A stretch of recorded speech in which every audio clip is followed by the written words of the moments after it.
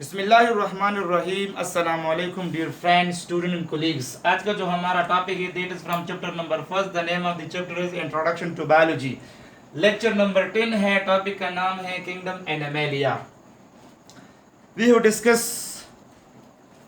in previous lecture about some kingdoms.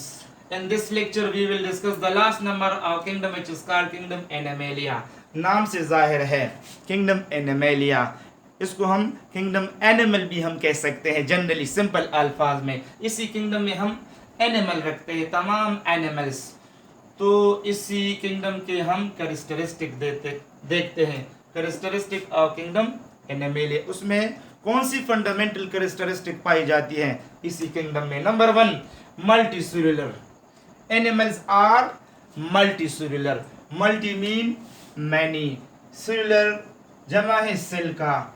Multi cellular animal are those animal which are composed of many cells. ये generally हम ये चूंकि यहाँ पर animal है तो हम एनिमल वर्ड यूज करते हैं।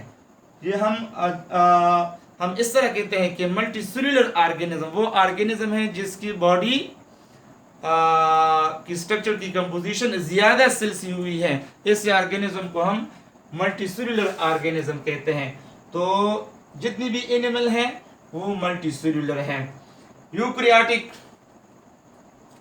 सेल दो तरह के हैं, एक प्रोकैरियोटिक सेल होते हैं और एक यूकैरियोटिक सेल होते हैं।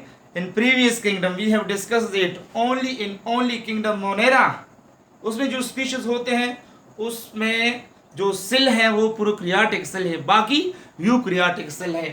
तो किंगडम एनिमलिया में अगर हम एनिमल देखें उसकी बॉडी के अंदर जो सेल है उसी सेल को हम यूकैरियोटिक सेल कहते हैं।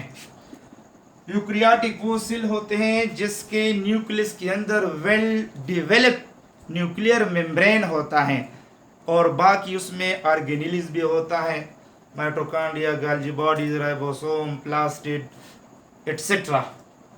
तो ऐसे सेल को हम यूकैरियोटिक सेल कहते हैं। तो उसकी सेल यूकैरियोटिक सेल से बनी है। Number 3, heterotrophic. Hetero mean different,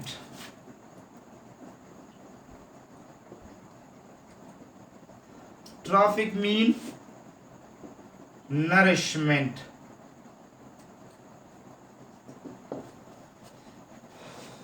animal heterotrophic हैं। Heterotrophic in natures mean they can't have the ability to make their own food by the process of photosynthesis or any other way because they have no chlorophyll। इसमें chlorophyll नहीं होता, no chlorophyll. तो उसमें photosynthesis process नहीं होता, photosynthesis.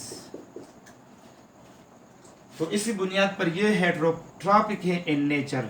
ठीक है। Next one है नो सेल वॉल। अगर हम किंगडम एनिमलिया की सेल देखें तो इसकी सेल में सेल वॉल नहीं है। सेल वॉल बाकी किंगडम में मौजूद है। किंगडम मोनेरा में भी है, किंगडम प्रोटिस्टा में भी है, किंगडम प्लांटिया में भी है और किंगडम फंजाई में भी है, किंगडम प्रोटिस्टा में भी है। सिर्फ यूग्लिना में है, बाकी में बाकी स्पीशीज में किंगडम प्रोटिस्टा के सेल वॉल नहीं है। तो इसमें सेल वॉल नहीं होता। इसमें ओनली सेल मेम्ब्रेन या प्लाज्मा मेम्ब्रेन होती है। It is the outermost boundary wall of the animal cell. तो animal cell have no cell wall. Next, centriole are present. इसमें सेंट्रियोल मौजूद होता है। सेंट्रियोल क्या है? It is one of the organelles. ये ऑर्गेनेलिज है, इनकी सेल्स की साइटोप्लाज्म में मौजूद होती है। सेंट्रियोल एक ऑर्गेनेलिज है जिसका काम है help and cell division. Cell division में हेल्प करता है। किस तरह हेल्प करता है? सेंट्रियोल, दो सेंट्रियोल होते हैं और हर सेंट्रियोल में फिर मजीद 9 माइक्रोट्यूब्यूल होते हैं, टोटल 27 माइक्रोट्यूब्यूल बनाते हैं। इन सेंट्रियोल का काम है हेल्प एंड सेल डिवीजन। वो स्पिंडल फाइबर बनाते हैं, थ्रेड लाइक स्ट्रक्चर बनाते हैं स्पिंडल फाइबर, और इन स्पिंडल फाइबर के जरिए फिर क्रोमोसोम्स की equal lower and upper equal movement होती है, डिस्ट्रीब्यूशन होती है, तो इसमें सेंट्रियोल होती है। नेक्स्ट वन है ग्लाइकोजन। ग्लाइकोजन क्या है? It is the storage form of glucose in animals. It is the storage form of glucose in animals.